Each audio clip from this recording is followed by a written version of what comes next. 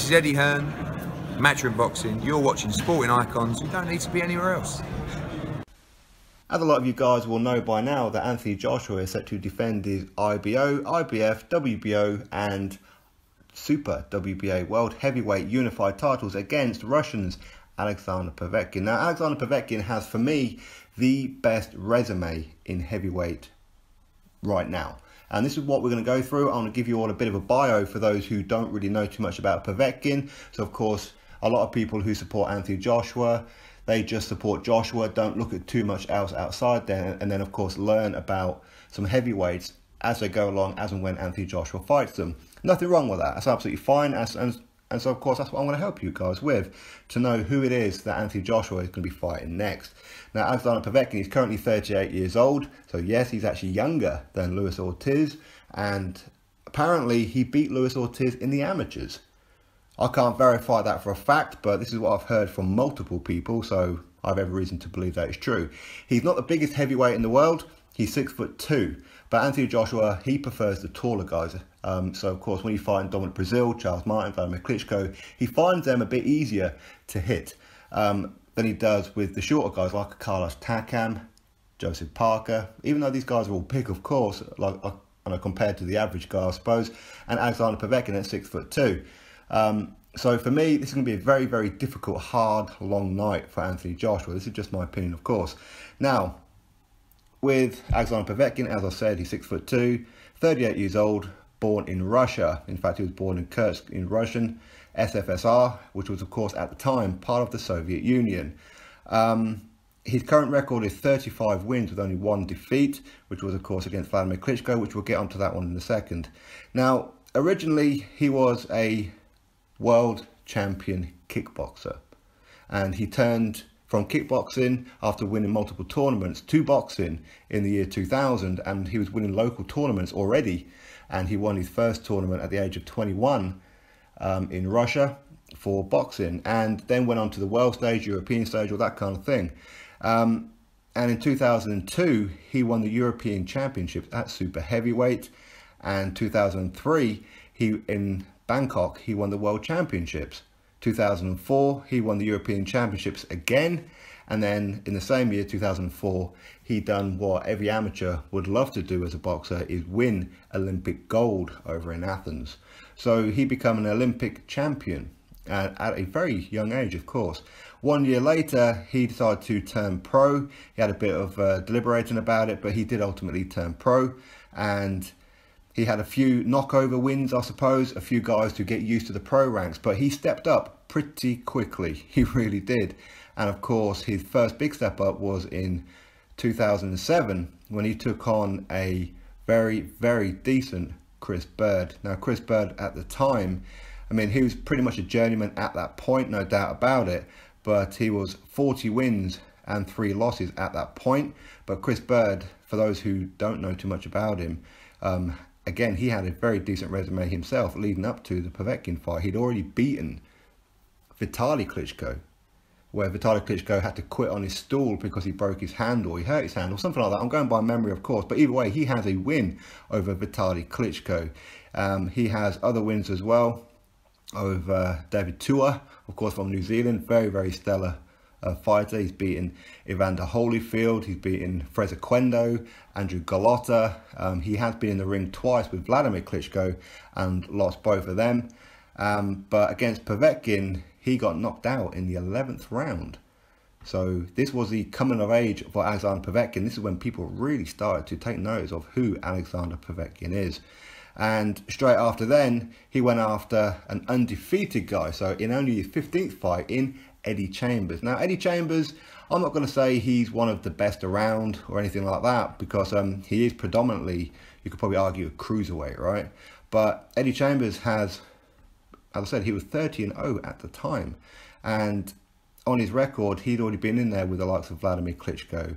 And up until he lost to Povetkin, where he actually lost on points to Povetkin, he had been in there with a couple of guys who at the time were considered semi-decent in the likes of Derek Rossi and Dominic Gwynn, of course. So Alexander Povetkin, in only his 15th fight, then gets 2 decent names on his resume, no doubt about it. And then he went on a bit of a run of in-betweener fights, I suppose. And then in his 21st fight, he took on a very decent guy in Nikolai Further. Again, you guys will know, I know quite a bit about Nikolai Further, but his toughest fight up to this point, in only his 22nd fight, was of course against Ruslan Chagayev. And this was for the vacant WBA regular title. And it's currently the title that Manuel Charr has right now. And very, very good fight, no doubt about it. Ruslan Chagayev was, or is even, I suppose, a very, very decent fighter. At the time, he went into the ring with 27 wins, 1 loss and 1 draw. Now, Chagayev, again, big reputation, of course, and his only loss was against Vladimir Klitschko. As a lot of the people around this time, their one and only loss was against Vladimir Klitschko. But, he had beaten the likes of Travis Walker and Nikolai Valuev as well, who David Haye beat for his title. He beat Matt Skelton and a few others. And Alexander Povetkin, he done very, very well against Chagayev, and he won by unanimous decision. And this was over in Germany. So, of course, he becomes a WBA regular world champion. He then defends it against Cedric Boswell, who, again, a decent fight. And this was over in Finland, in Helsinki even. And Cedric Boswell, he had a record of 35 wins with only 1 defeat. And then he went up against Marco Huck. Again, very, very decent fighter. Predominantly a cruiserweight, of course. But Marco Huck went in there with 34 wins and only 1 loss. And again, this was over in Germany.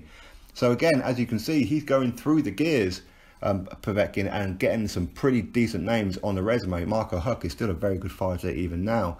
Straight after Marco Huck, he went up against Hasim Rahman. You all know Hasim Rahman. He was a journeyman at the time, of course. It was in 2012. Hasim Rahman went in there with a record of 50 wins, 7 losses and 2 defeats. Rahman, of course, former world champion, defeating the likes of Lennox Lewis and all others. So again, it's another decent name on the resume. And then straight after then, he fought Poland's Andrzej Wojcik. Now, Andrzej Wojcik, you may not know him, but he was actually supposed to be fighting Deontay Wilder. This was Deontay Wilder's choice of opponent, fighting Wojcik. But Alexander Povetkin was the first guy to beat Andrzej Wojcik, where he beat him in only the 3rd round. He knocked him out. After knocking down Wojcik in round number 2, and of course round number 3, ultimately stopped. So again, he was the first person to beat Andrzej Wojcik. Then after then, he got his big moment against one other than Vladimir Klitschko. Now, again, this is only his 27th fight, Alexander Povetkin. And against Vladimir Klitschko, a lot of people were actually picking Povetkin to win this one. It was very, very dodgy, this one, for Vladimir Klitschko. He did have to go over to Russia, no doubt. And Klitschko used his size and his reach advantage. Every time they got close, Povetkin would have Vladimir Klitschko's weight on top of his shoulders, pulling him down. He would get elbows to the jaw.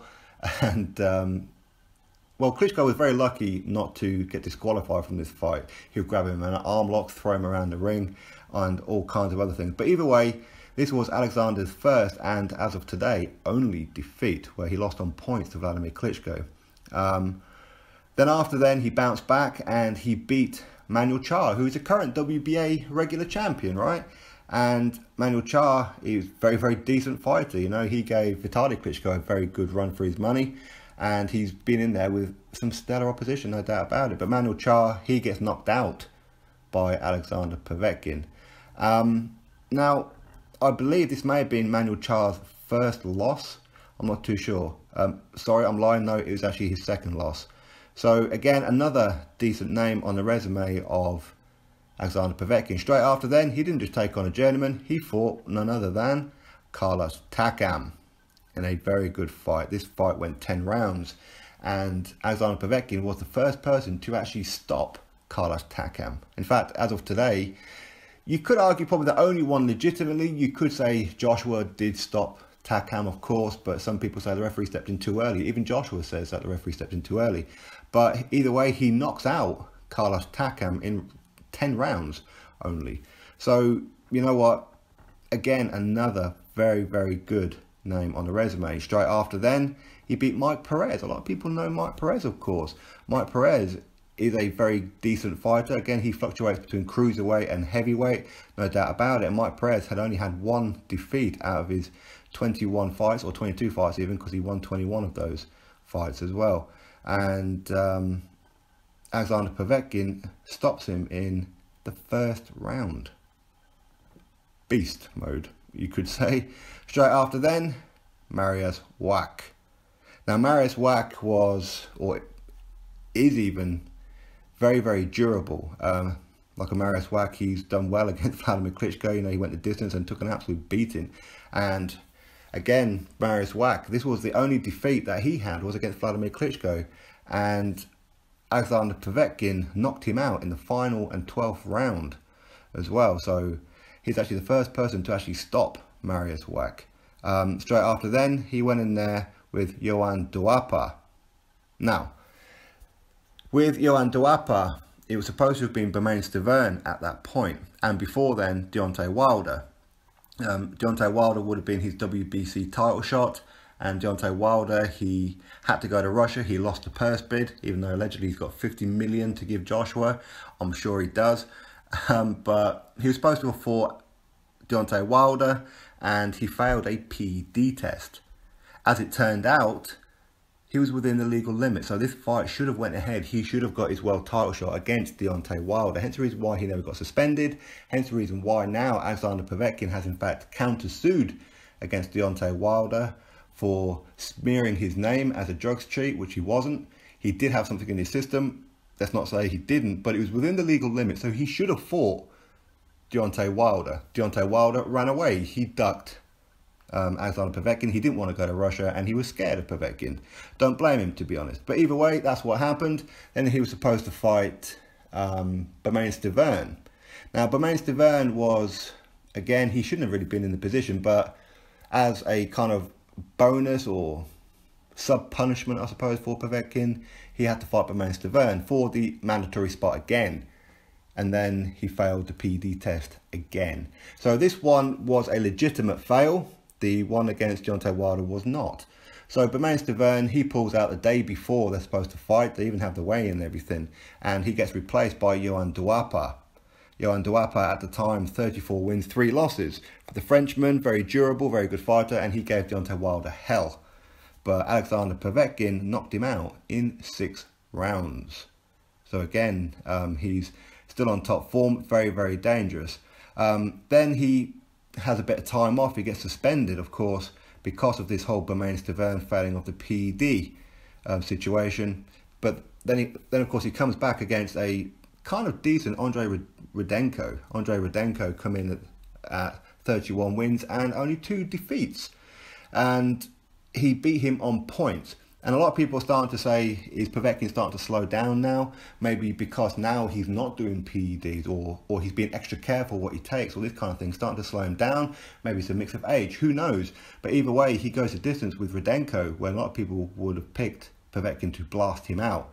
And maybe a couple of years prior to that, he would have done. But who knows? Who knows? And this was for the vacant WBA and WBO international and continental heavyweight titles. In other words, to make him #1 contender for WBO and WBA. So, of course, he wins this one, so he gets ranked highly WBA, WBO. Then straight after then, against Christian Hammer, he then becomes the official mandatory for both WBO and WBA, where he beats Christian Hammer on points over 12 rounds, dominates him quite comfortably. Christian Hammer was running around a bit, so it did make it difficult for Povetkin. But either way, Christian Hammer, he went in there, the Romanian, he went in there with 22 wins, 4 losses. And one of his wins was, of course, against David Price. A lot of you guys will remember that one. It was a pretty decent fight up until Christian Hammer stopped David Price. But Povetkin, he dominates him, becomes the official mandatory. But then kind of, for whatever reason, I think maybe he had to choose which one, and I think he chose WBA, but then remained #1 for WBO. But he's in fact the WBA mandatory. Hence the reason why the Joshua fight's happening now. Now, he could have just waited around, waited for his title shot, but no, he decided to go in there on the Joshua and Joseph Parker unification undercard against David Price. David Price went in there with 22 wins and 4 losses. Of course, 2 of those losses were against Tony Thompson, where one of these, I believe, Tony Thompson was on PEDs. Another one was against Erkan Tepe, where he failed PED, but then he legitimately lost to Christian Hammer, where he did actually knock down Christian Hammer, but then Christian Hammer got up, David Price got all tired out and then got caught and stopped. So the referee put a stop to that one. But either way, Alexander Povetkin takes on David Price, and this is actually his final fight up until now, when he's going to take on Anthony Joshua, and he beats David Price. He drops him early on in the fight in round number 3, and Povetkin gets a legitimate knockdown or a 10-8 round against him, I suppose, also in the 3rd round. So this round number 3, even though David Price got dropped, it was an equal round because David Price hit Povetkin. Povetkin went stumbling back into the corner of the ring. You could argue that the rope saved him, but the referee called it a knockdown and obviously gave him a standing 8 count. Again, Povetkin didn't look too good in this fight, I have to be honest. He was rugged and he was quite durable, but he seemed a little bit vulnerable, maybe a little bit wary of David Price's shot. But he was confident in the fact that he knew once he hit David Price, then it could well be game over. And that's what happened in round number 5. He caught David Price with a great right hook, which smoked David Price to his boots. And then he followed up with a huge left hook, which put down David Price out cold. Now, of course, this was at the Principality Stadium, so this was Alexander Povetkin's debut on British soil. So all those who support Joshua and what have you got to see, if you watch the undercard, you got to see Alexander Povetkin. I'm not going to say that was at his best. As I said, you can only look back at some of the fights against like Mariusz Wach and Carlos Takam and many others to see what it is that Povetkin is about when he's on his A game. But he's now been waiting. He had the opportunity to fight Dillian Whyte, but decided, look, you know what, I want my title shot. And that's exactly what he's got right now, after Deontay Wilder ducked and refused to sign a contract that he previously agreed to. The contract was on Wilder's desk for the best part of a week. So Joshua against Wilder for Undisputed didn't happen. So, yeah, yet again, as part of the record for Deontay Wilder, he ducks both of Anthony Joshua and Alexander Povetkin. People don't like to hear that, but that's the fact of it, and that's the truth of it. So now we're looking at Anthony Joshua going up against Alexander Povetkin in a quality fight. It is a decent, dangerous fight for both guys. So whichever fighter you support, you're going to be nervous that your guy could legitimately lose this fight. If both guys are on form, it's a tough fight to call. It really is. I mean, you have to give the... You'll probably say that Joshua is going to be the favourite. He's a bit faster with his hands. He's probably a little bit faster with his feet, but he's not as skillful as Povetkin. Povetkin has had way more fights, been in there on big nights himself, so he's no stranger to any of this. So him performing, whether it be at the Principality, Wembley, Old Trafford, or wherever it may be, is not going to faze Alexander Povetkin, like it may have done with previous opponents for Joshua. But this is a very dangerous fight. Very, very dangerous. Povetkin, his record is, as I said, absolutely stellar. As I said, with a lot of these fighters that I've just reeled off there, a lot of you guys will know who they are. If you haven't, now you do. And his record now is at 34 wins without only one defeat against Vladimir Klitschko, which, as I said, Vladimir Klitschko threw him around like a ragdoll in that fight illegally, with forearm shots, leaning all over his back, all that kind of stuff. But out of his 34 wins, he has stopped 24 opponents. And yes, he is enrolled in VADA for anybody who is a little bit dubious about it all. But of course, he has to be. This isn't a request from Joshua. It's a mandatory where if you're challenging for the WBA title, if you are WBA champion, you must be enrolled by VADA. So both fighters will be tested. It's a decent fight. It's a quality fight. I'm looking forward to it. I am nervous for Joshua, of course.